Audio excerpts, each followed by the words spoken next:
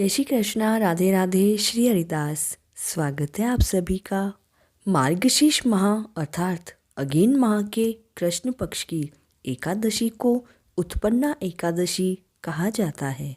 गरुड़ पुराण में बताया गया है कि इस असार संसार में लोगों को मुक्ति प्रदान कराने के 6 साधन हैं, जैसे भगवान श्री विष्णु, एकादशी का व्रत, भगवत गीता, तुलसी माता व गौ माता और ब्राह्मण।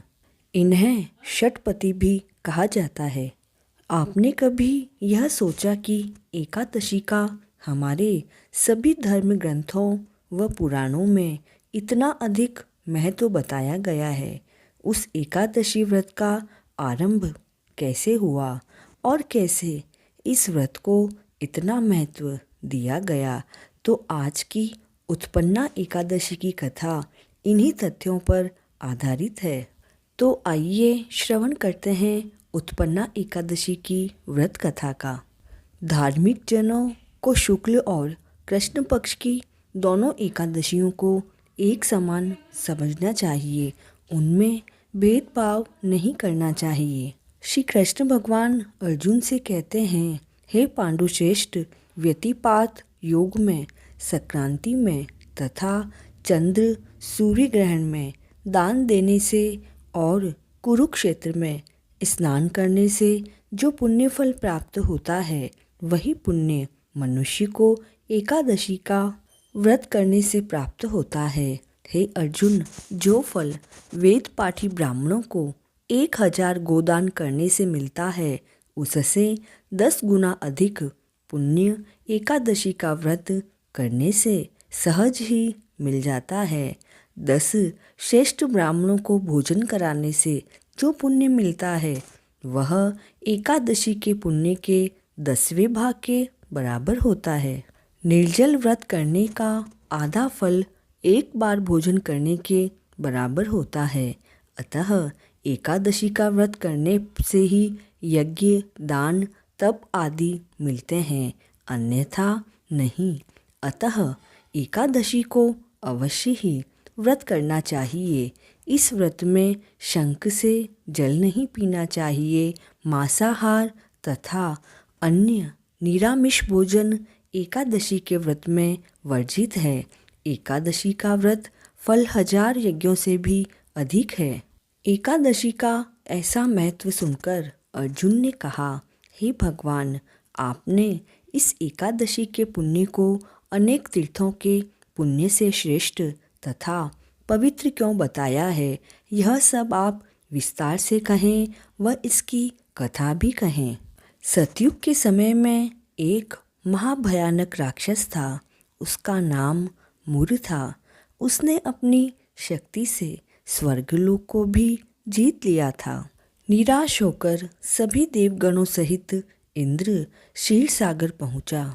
तब सभी देवताओं ने भगवान विष्णु की स्तुति कर अपनी सारी व्यथा उन्हें बताई और कहने लगे कि चंद्रावती के ब्रह्मवंशज नारीचंग राक्षस के पुत्र मुर नामक राक्षस ने अपने बल से सभी देवताओं को हरा दिया और मृत्युलोक जाने के लिए विवश कर दिया। सभी वृत्तांत सुनने के बाद विष्णु भगवान ने देवताओं को आश्वस्त किया कि वह उन्हें इस विपत्ति से बाहर अवश्य निकालेंगे।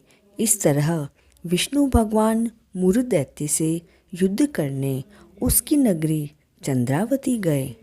कई वर्षों तक मुर व भगवान विष्णु के बीच युद्ध चलता है। युद्ध के मध्याह्न में भगवान विष्णु को निद्रा आने लगती है, तो वे बद्रिक आश्रम में शयन करने के लिए हेमवती नामक गुफा में चले जाते हैं। मुर दैत्य भी उनके पीछे पीछे वहां तक पहुंच जाता है। विष्णु भगवान को शयन करता देख जैसे ही मुर ने उन्हें मारने के लिए शस्त्र उठाया। जब भगवान शयन कर रहे थे, तब सहसा विष्णु भगवान के अंदर से देवी प्रकट हुई और मुर असुर से युद्ध करने लगी और उसका वध कर दिया। अब जब भगवान विष्णु की निद्रा टूटी तो उस दैत्य को मरा हुआ देखकर उन्हें आश्चर्य हुआ और वे सोचने लगे कि इस महाबली दैत्य को किसने मारा। तब वह कन्या भगवान से हाथ जोड़कर बोली, हे प्रभु, यह दैत्य आपको मारने के लिए उद्यत था।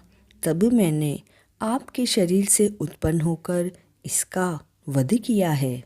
देवी के कार्य से प्रसन्न होकर भगवान विष्णु ने कहा, हे देवी, तुम्हारा जन्म मार्गशीर्ष मास के कृष्ण पक्ष की एकादशी को हुआ है।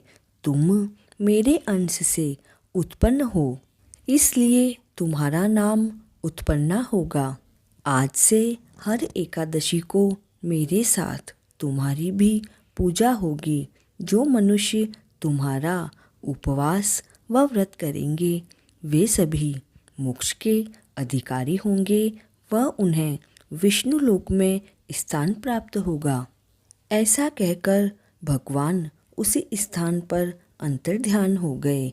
एकादशी भी भगवान के उत्तम वचनों को सुनकर प्रसन्न हुई। देखिए, यह एकादशी भगवान विष्णु की साक्षात शक्ति है, जिस शक्ति ने उस राक्षस का वध किया जिसे भगवान भी जीत पाने में असमर्थ थे। तो अब आप सोचिए, उस शक्ति के आगे मनुष्य के पाप रूपी राक्षस भला कैसे ठहर सकते हैं। जिस शक्ति ने देवताओं को सुख दिया वह पानी मात्र को क्या नहीं दे सकती है। सुख, समृद्धि, शांति और मोक्ष सभी कुछ सहज ही प्राप्त हो जाता है। एकादशी के दिन ओम नमो भगवते वासुदेवाय मंत्र का जाप करके अपनी एकादशी को सफल बनाएं। अनन्य पुण्य देने वाली इस उत्पन्ना एकादशी की व्रत कथा को अधिक से अधिक शेयर करें और चैनल पर नए हैं तो please like, share and subscribe this channel. जय श्री कृष्णा।